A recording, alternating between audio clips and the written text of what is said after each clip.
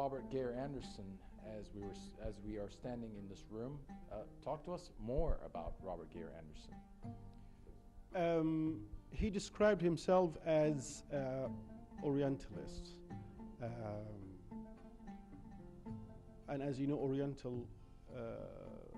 Orientalism exactly means the study of the East, and we are talking East here would be the Far East, or what we call it now as well, the Middle East. And I think the Middle East was more challenging for those people, the Orientalists, in the 17th century and the 18th and the 19th as well, because of the different culture, the different religion.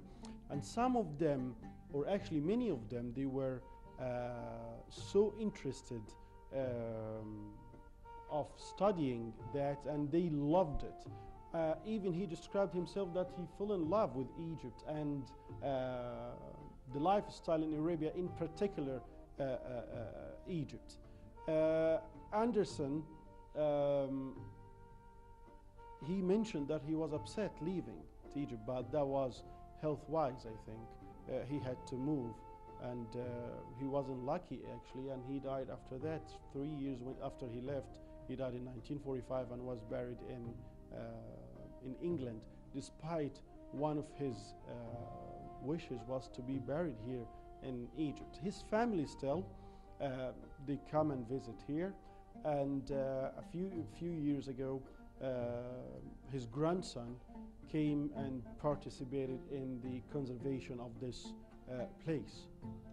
So just for the viewers to understand more about Robert Geir Anderson, not only was he a symbol in Egypt for his passion of Egypt, but also he was a family-tied type of person as well, because as you were saying that his family used to come and visit him. Yes, very oftenly. Yes, his brother. His brother, his grandson, as you were saying, he came as well for the restoration a few years ago.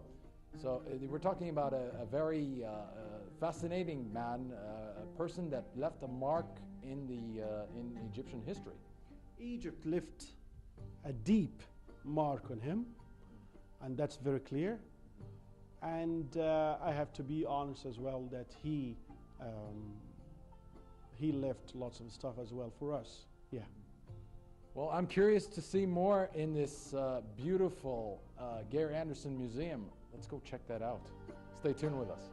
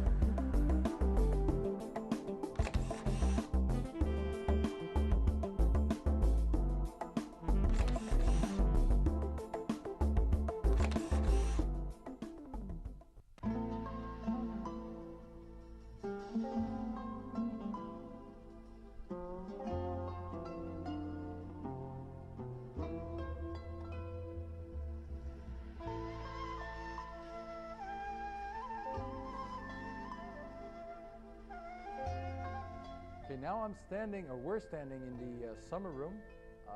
Beautiful summer room, actually. Talk to us a little bit about that room. He was a rich man, as you see.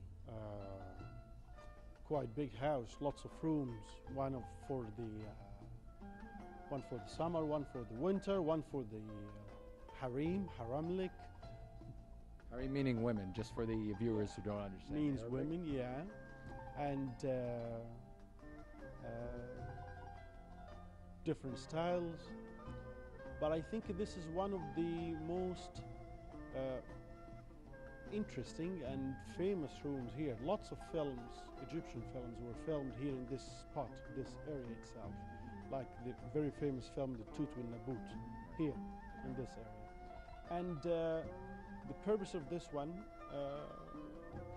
because in the summer, as we saw also on the roof, shaded area, and to catch the breeze as well from the other side. And sometimes the gentleman, the owner of the house, used to have his meetings here, because don't forget he was a merchant. So his meetings, and to supervise his activities as well, his shops or whatever outside the building itself. Down there you will find the stores or storages of the area of the house, the courts, or the, like what we call it now, utility room. So he would be close to that and close to his activity, at the same time enjoying the breeze of this entrance to the while he's sitting here.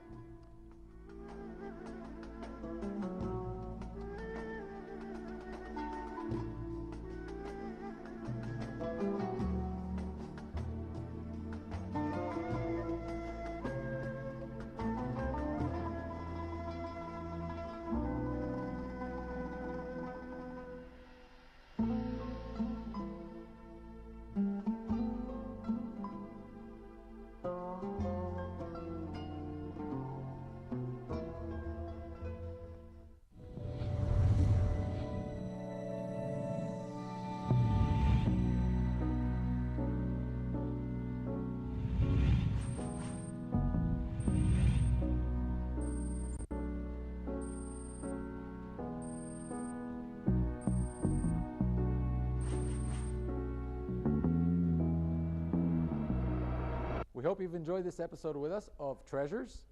Stay tuned next time for a different story and a different place. Till then, bye-bye.